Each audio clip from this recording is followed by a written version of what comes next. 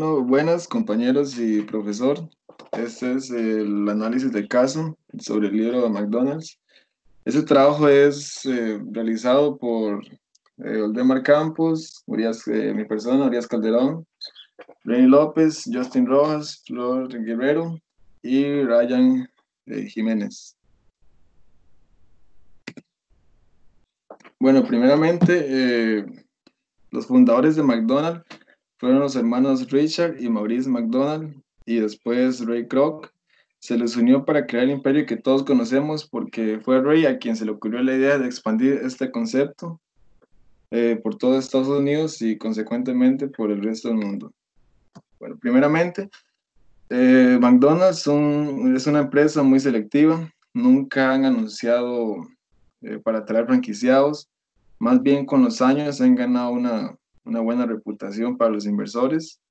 McDonald's envían 2.000 folletos para recibir, perdón, envían 20.000 folletos para recibir 5.000 solicitudes aproximadamente, para al final abrir unas 100 o 150 franquicias. Un contrato con McDonald's de franquicia dura 20 años, pero esto se puede expandir o anular y no puede vender restaurantes sin la aprobación de McDonald's. Y si es así, McDonald's se reserva el derecho de primera opción de compra. También el franquiciado no tiene autonomía en muchas cosas, por ejemplo, las horas de trabajo, el precio, el producto. Y las franquicias de McDonald's se caracterizan porque son muy buenas, porque dan incentivos como obtener una franquicia adicional. La comisión de los $22.500 significa una transacción de mercado entre el franquiciador y el franquiciado, en la que un explotador propietario independiente compra el derecho de comercializar el producto McDonald's. Pero una vez que se firma el contrato, McDonald's puede ejercer el poder de su monopolio.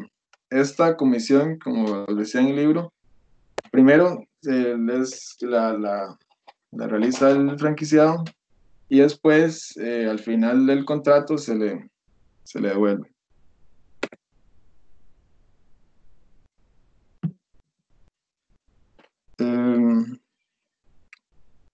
Las franquicias, perdón, muchas veces se ha querido intervenir en las franquicias de McDonald's porque se dice que es un monopolio, pero en realidad son dos empresas, el franquiciador y el franquiciado. Y además de que el actual éxito de McDonald's se ha dado por la uniformidad de las reglas y que tiene McDonald's sobre las franquicias, por lo que si se quiere separar al franquiciado McDonald's, la marca con el tiempo se deteriorará y es muy probable que no tenga el éxito, por lo que es mejor continuar con el sistema de Kroc. Un candidato para obtener una franquicia, primero tiene que pasar por una formación que dura hasta 2 años. Y algunos esperan después de los 2 años, esperan 3 años más hasta abrir el negocio. Y el franquiciado trabaja aproximadamente unas 2.000 horas no remuneradas. Es muchas cantidad de horas. Y también la inversión total necesaria para comenzar a operar una franquicia tradicional fluctúa entre lo del $1.013.000 hasta $2.185.000 y se debe pagar el 40% de efectivo y el 60% puede ser financiado. También en la actualidad se le exige al franquiciado que trabaje a tiempo completo en el restaurante.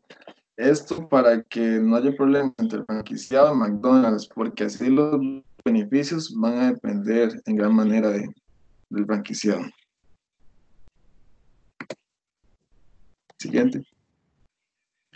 Bueno, el capítulo 2 se trata sobre McDonald's como una institución disneyizada. Bueno, este término es un término obviamente inventado por el autor del libro, pero hace referencia a la forma que tiene McDonald's y a la forma que tiene Disney de hacer más que todo marketing. Porque se dice que McDonald's ha tomado, no copiado directamente, sino que ha tomado ciertas inspiraciones del sistema creado por Walt Disney. Primeramente menciona bueno, que estos dos dueños, Kroc en este caso, y Walt Disney han tenido bueno, tuvieron en su tiempo cierta relación entre ellos. El libro de hecho retrata un momento en el que ambos fueron parte del ejército y se toparon en la parte médica. Y luego retrata la comparación entre Disney y McDonald's básicamente en 4 ejes. Siguiente. El primer eje a comparar de cómo McDonald's utiliza la temática de Disney es exactamente en esto, en temática. Se dice que la temática de McDonald's es autorreflexiva. ¿Por qué? Porque no hace referencia a ningún otro lugar, sino que la temática de los restaurantes de McDonald's es ser McDonald's. Que cuando usted entre en cualquiera de ellos vaya a tener la misma experiencia, va a ver los mismos colores, va a encontrarse las mismas áreas de juego o al menos parecidas, se va a encontrar los mismos empleados, las mismas facturas, los mismos vasos, todo ese tipo de cosas es la temática de McDonald's. Pues se dice que la temática es reflexiva y autorreferencial. También se comenta, de hecho por el mismo Kroc, que compara a McDonald's con un espectáculo, debido a que cada vez que usted entra en alguno de los restaurantes de McDonald's, se va a llevar una experiencia de que lo atiendan bien, de que va con los niños, de un ambiente familiar, y todas estas similitudes se asemejan a, bueno, a un espectáculo, a un show, ya sea de circo o de los mismos que hace la compañía de Disney. Aunque a pesar de eso, McDonald's sí tiene o ha tenido restaurantes con temáticas específicas, como por ejemplo en Chicago tienen uno del Hard Rock, en Dachau tienen uno del Viejo Oeste y en Pekín poseen un restaurante con temática del mar, de barcos y de marineros. El director ejecutivo Jack Gerber hizo una referencia que al entrar a un restaurante de McDonald's se está entrando dentro de la marca, no dentro de un restaurante. El segundo eje, siguiente.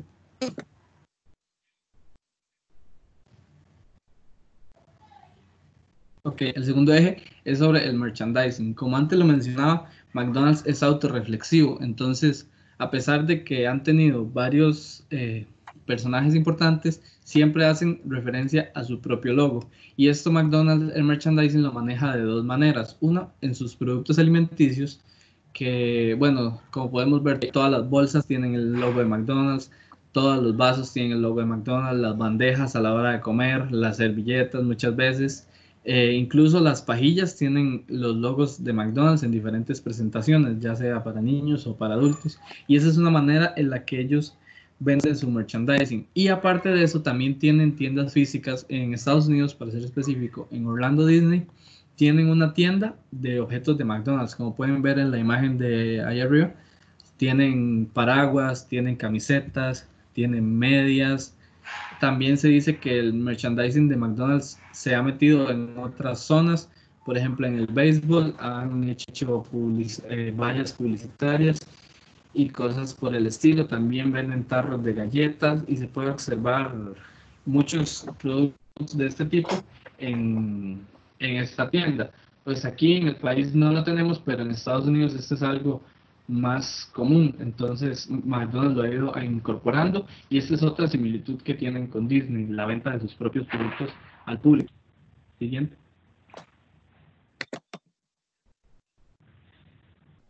El tercer eje es la diferenciación del consumo.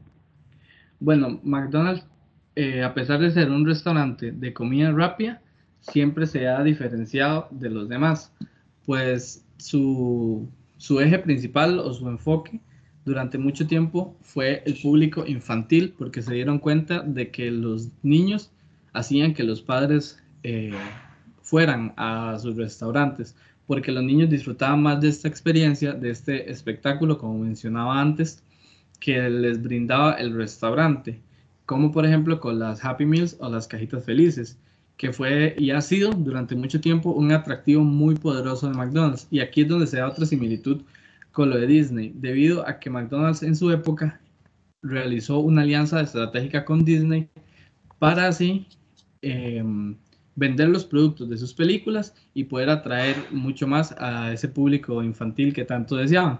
Se dice que después de que McDonald's empezó a incorporar esta técnica, esta alianza estratégica con Disney, el aumento de las cajitas felices fue de un 23% durante ese año y del resto de comidas fue un 7%, por lo cual llegaron a la conclusión de que muchas veces los padres iban a McDonald's incluso solamente a comprar la cajita feliz de los niños. Y esta técnica los ayudó mucho a impulsarse en el mercado, mucho más en el mercado estadounidense, al punto de que luego fueron creando alianzas estratégicas con otras compañías como Space Jams para tener a los Looney Tunes y también con DreamWorks para personajes como Shrek y por el estilo, que era muy atractivo para los niños. Pero esta técnica de McDonald's también fue muy criticada debido a que se notaba un poco o se daba a entender cierta manipulación de parte de la compañía hacia el público infantil para que ellos llevaran a sus padres a consumir dichos productos o a ir al restaurante de McDonald's solamente por ni siquiera por los alimentos, sino solamente por el juguete que les podía ofrecer la cajita feliz, porque era el juguete de la nueva película que había salido y los niños se veían muy atraídos por esto.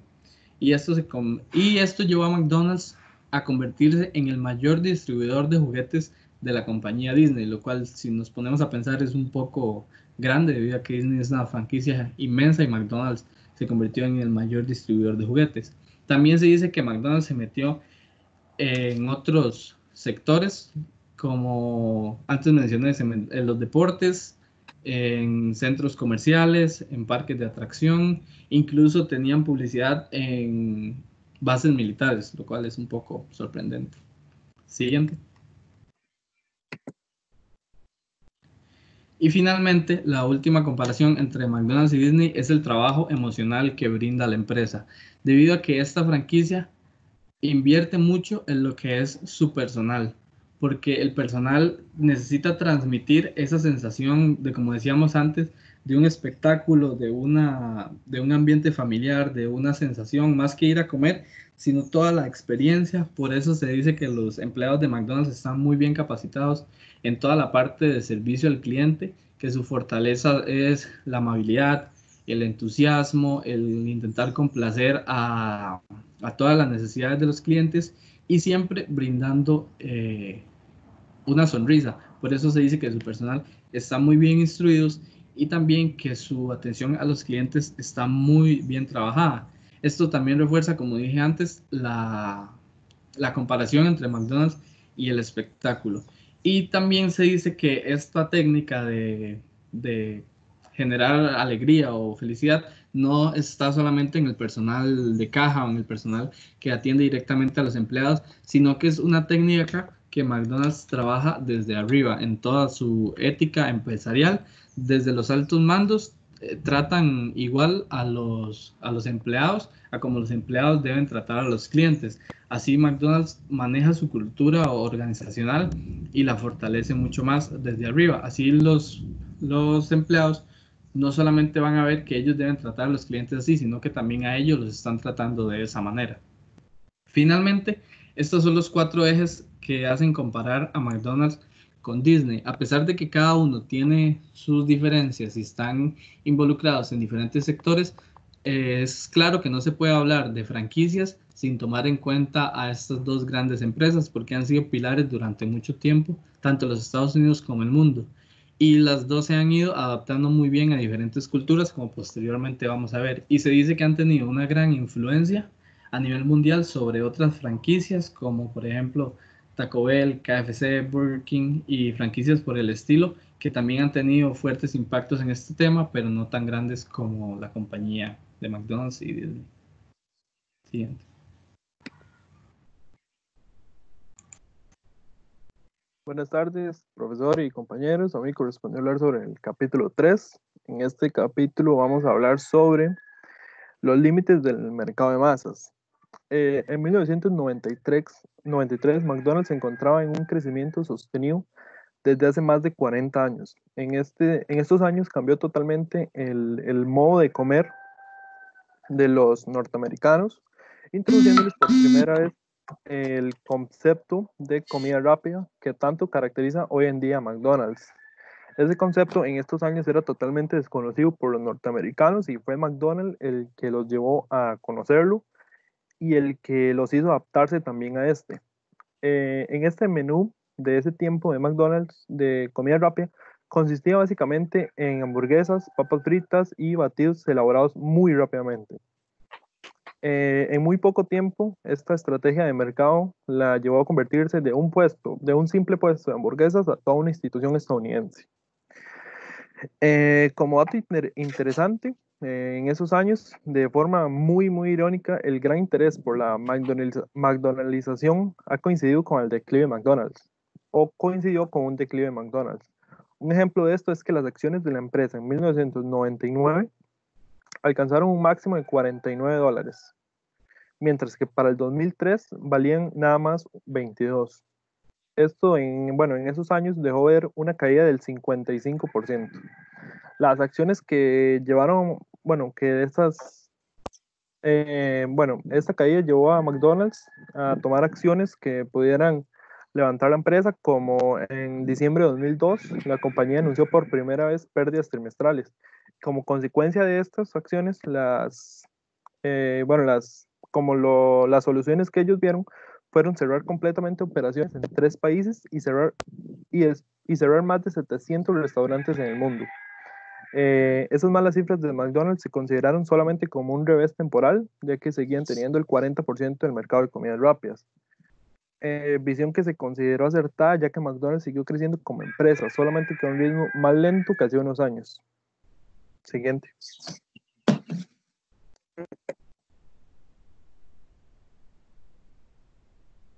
Vamos a hablar un poco sobre la McDonaldización.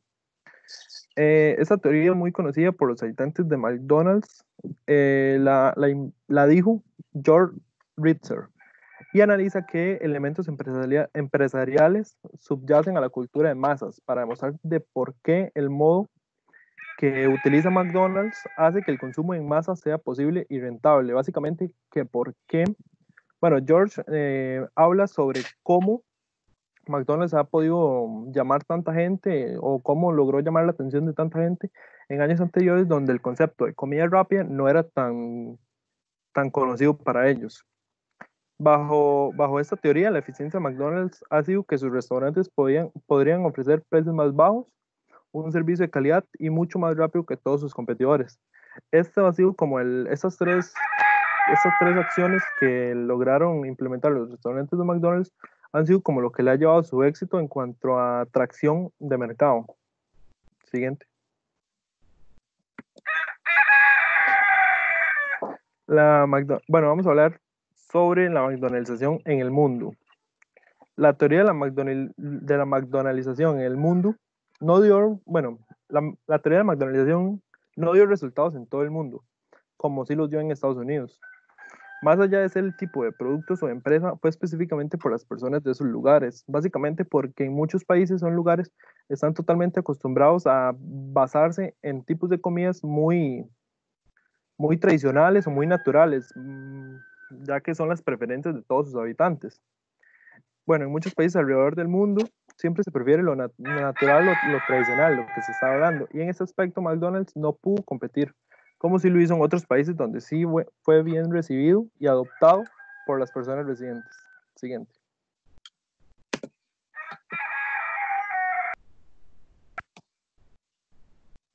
El capítulo 4 habla sobre las paradojas culturales reflejadas en el significado de las marcas McDonald's en Shanghái. China, al ser un país que sus tradiciones siguen siendo las mismas a través de los años, es difícil para una empresa poder consolidarse en ese territorio. Sin embargo, McDonald's luego logró penetrar el mercado y mantener diferentes restaurantes a lo largo del territorio.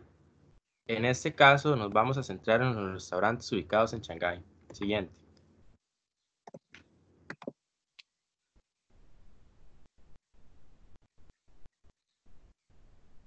La naturaleza del significado de las marcas en China. Si alguna empresa desea colocarse en el mercado, debe implementar diversos cambios a su imagen para ser más atractivas al comercio local, ya que la población de ese país tiene muy arraigada su cultura y no les gustan los cambios, por lo que es difícil para una marca penetrar el mercado y consolidarse. Siguiente.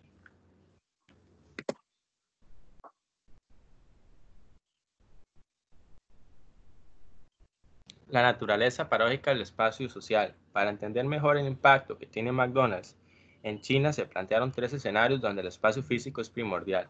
El primero de ellos es el de una cena familiar, donde las familias prefieren ir a un restaurante tradicional que a un McDonald's. Esto se debe a que se sienten más cómodos cenando comida tradicional y no hamburguesas. El segundo de ellos es el de una cita, en el cual se beneficia a McDonald's, ya que las parejas prefieren asistir a un McDonald's porque se sienten más cómodos y con mayor privacidad que un restaurante tradicional. Esto se debe a que en un McDonald's existen asientos para 2 personas y en los restaurantes chinos tradicionalmente son mesas para 8 personas o más. El último escenario del espacio físico es un cumpleaños, en el cual los chinos prefieren un restaurante tradicional, ya que en este pueden elegir diferentes platillos, además de consumir alcohol. El alcohol afecta a los restaurantes de McDonald's, ya que en estos no se pueden consumir. Para concluir el capítulo 4, China es un país difícil para colocar una marca, sin embargo, McDonald's logró penetrar el mercado y mantenerse. Siguiente.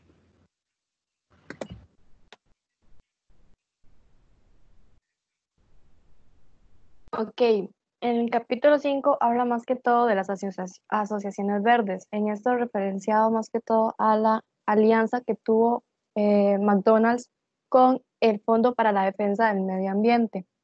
Esto es más conocida por el hecho de que 3 meses después del inicio del estudio, en el último momento y antes de la presión y ante la presión ejercida por el Fondo para la Defensa del Medio Ambiente, McDonald's tuvo que renunciar a lo que eran los envases de poliestireno que desde siempre habían utilizado para envasar.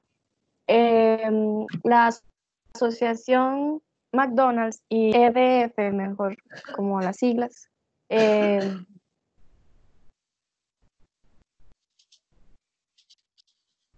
adoptan la decisión de dejar de utilizar los envases de poliestireno y tuvieron que ser compensados con valores corporativos de calidad y relacionados con los proveedores. Esto en sí provocó un conflicto interno con McDonald's por parte de quienes eran los que les administraban a ellos los recipientes. Pero al final, a pesar de todo eso, la asociación siguió andando.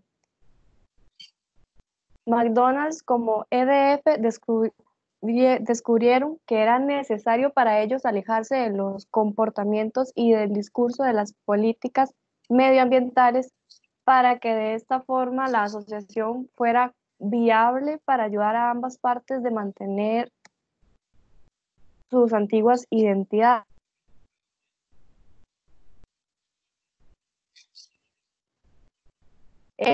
Para realizar lo que era la alianza hizo que McDonald's se sintiera como frustrado porque ya ellos sabían a lo que iban, que más que todo era, perdón, al cambio de los envases.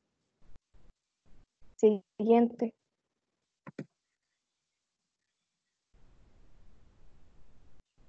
Siguiente.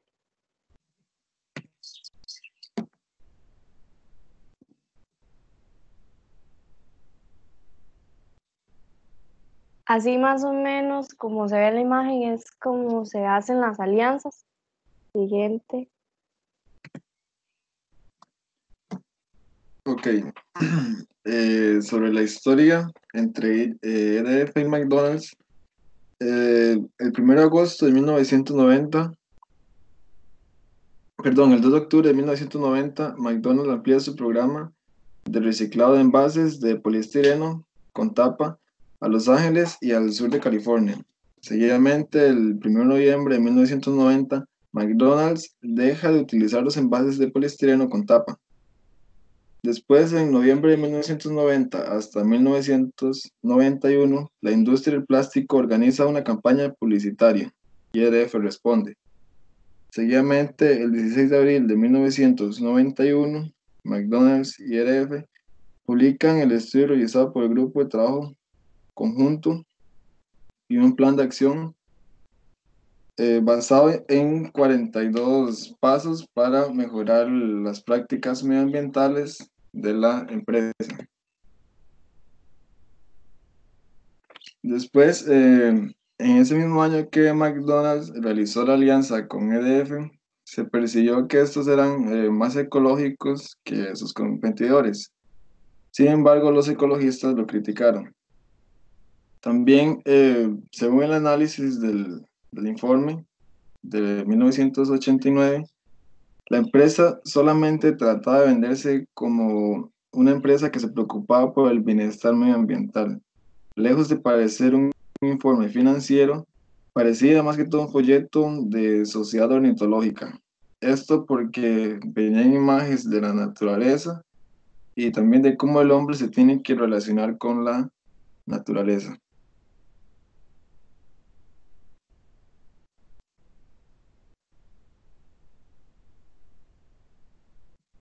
Además de que entre más discursos realizaba McDonald's de que era una empresa que se comportaba y tenía prácticas para el bien del medio ambiente, o sea, que se vendía como una empresa verde, más se le pedía. Y siempre la empresa trataba de esquivar las críticas, asumiendo discursos retóricos. EDF mencionaba que McDonald's debía aplicar la ética ambiental corporativa, mientras que McDonald's solo respondía que en realidad eso les corresponde a todas las personas y realmente nadie puede criticar porque siempre se cometen errores. También la gestión de la identidad y la lucha discursiva. Bueno, tanto McDonald's como EDF trataban de demostrar al público que eran organizaciones responsables y razonables respecto al medio ambiente. Sin embargo, McDonald's, ante estas críticas, como salía, optaron por tener que relacionarse con EDF para que vieran que ellos tenían compromiso con el medio ambiente. Cuando EDF le pidió a McDonald's que eliminara los envases con tapa, McDonald's volvió al discurso de que los clientes se sentían incómodos y se retiró de la plataforma de la lucha contra la contaminación. Cada empresa estaba un tanto incómoda porque a pesar de que tenían una relación, McDonald's debía realizar ciertos cambios para poder hacer todo lo que le pedía EDF. Y EDF estaba un tanto incómoda porque tenía que estar presionando constantemente a McDonald's para que realizara y aplicara la ética ambiental corporativa que tanto se le pedía a McDonald's que hiciera. Siguiente.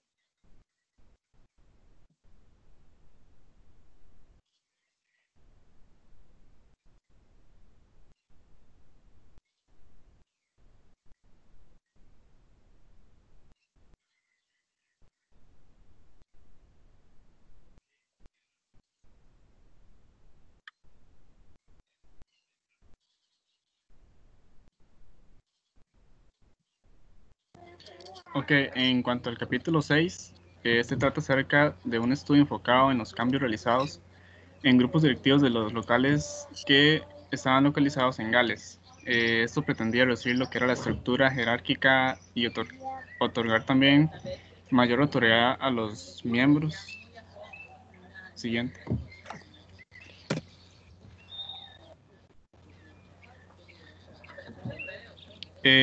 Se dice que un 80% de los locales británicos son operados por MCO-PCO, que significa McDonald's Operated Company, los cuales trabajan para la corporación McDonald's. En cuanto al capital invertido, se mostraba que para el año 92 se ganaba más o menos aproximadamente 13,54 peniques por cada libra, lo cual en sí no era del todo favorable, pero pues, no era del todo favorable si se tomaba en cuenta el rendimiento internacional que se tenía. Pero además se esperaba que para el año 2000 aumentara su proporción en aproximadamente 50% en franquicias y un aumento en el beneficio sobre el capital de aproximadamente un 25%. Es por esos motivos que se buscaba mejorar lo que era el rendimiento económico y reestructurar la organización y mejorar así la toma de decisiones, ya que la estructura de la organización consistía en 11 niveles de personal. En base a los ascensos y a la transferencia de dos de los supervisores de zona de Gales, se decidió organizar la directiva con un supervisor general de zona en cada una de ellas, las cuales eran dos, se dividió en dos. Al reducir la estructura con la eliminación de uno de los niveles de la directiva, se esperaba que en cuanto a los directores de los restaurantes y los supervisores de zona fuesen más emprendedores en cuanto a sus funciones, a lo que desarrollaban y pudieran así emprender más. Siguiente. En cuanto al significado de empowerment, tomando en cuenta que se va a realizar una reducción de la estructura, es considerablemente necesario realizar lo que es un análisis de lo que la persona a la que se le otorga la autoridad puede o no hacer. Para tal propósito se utiliza un modelo pentadimensional de variables que representan los cambios. Las preguntas claves que se investigaron fueron acerca de si los directivos eran capaces de llevar a cabo tareas que no habían realizado anteriormente, o de si estaban motivados por factores intrínsecos o extrínsecos, o por una combinación de ambos, entre otras preguntas que se llevaron a cabo en la investigación. Siguiente.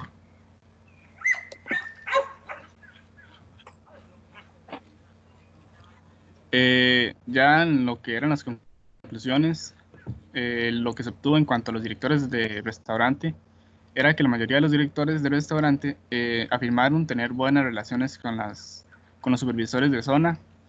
En cuanto a las reuniones entre directores, consistían más en definición de objetivos que en dar o recibir instrucciones. En estos casos, entre directores con menos experiencia, se percibía como cierto aislamiento, ya que unos tenían más experiencia que otros, y la diferencia, la brecha entre como por así decirlo, la jerarquía entre ellos o el conocimiento que tenían era algo notable.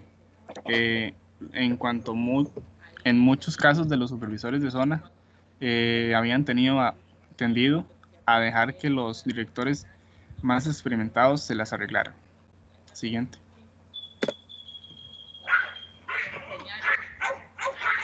Finalmente, en cuanto a los supervisores generales de zona, el contacto directo con la alta gerencia más autónoma, entre otros, fue lo que contribuyó a la entusiasmo y gran satisfacción en el trabajo realizado. Ambos supervisores, en opinión de sus trabajos, eran muy similares en cuanto a los anteriores puestos, pero de cierta forma algo diferente. Además, ambos sentían la necesidad de realizar cambios en las primeras fases del trabajo, pero esto realizaban reuniones entre ellos, lo cual les favorece en cuanto a la experiencia futura y a una toma de decisiones más eficiente. Siguiente.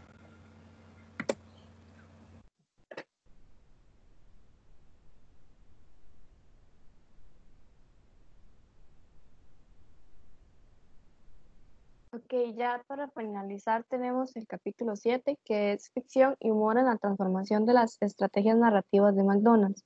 Este capítulo trata más que todo sobre las historias de los comerciales que tiene la industria de McDonald's. Dentro de esto se habla de un... siguiente, por favor.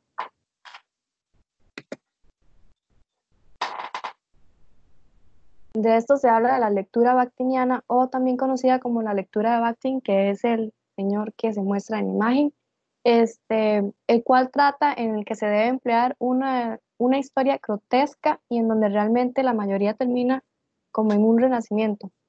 También explica algunos personajes. Siguiente.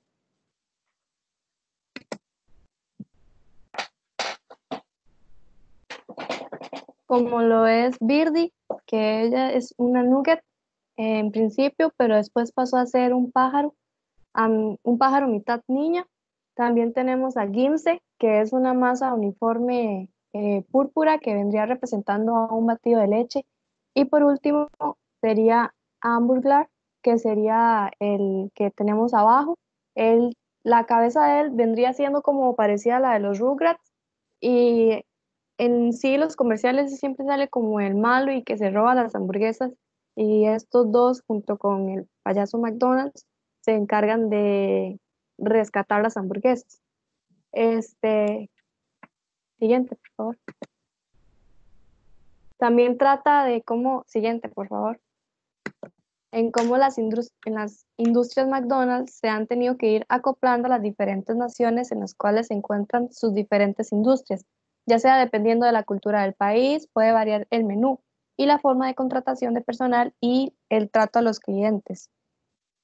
Como ven en el ejemplo, esto es un menú normal, común y corriente, pero dependiendo del país, también puede variar, ya sea en Hong Kong, me parece, hay una hamburguesa de pollo de curry al curry verde. Y así ellos van implementando nuevos en el menú, nuevos platillos correspondiente a la cultura en donde se encuentra el McDonald's de ellos. También habla de, bueno, siguiente, por favor. Aquí se ve cómo la McDonald's ha ido cambiando el logo y finalmente tenemos estos dos, los rojos, que vendría siendo vendría siendo por lo de la pandemia, entonces decidieron separar la M. Aquí habla de cómo ha ido cambiando la temática de los comerciales, fueron implementando cosas como alienígenas, un escenario futurista, e indirectamente también sale algunas marcas. Y entre las innovaciones se puede ver el cambio de los diferentes personajes que aparecían en sus comerciales y sin embargo cada uno sigue manteniendo su mismo símbolo. Bueno, esto fue nuestro estudio de caso. A nosotros, como pudieron notar, nos correspondió el libro McDonald's y eso sería todo. Muchas gracias.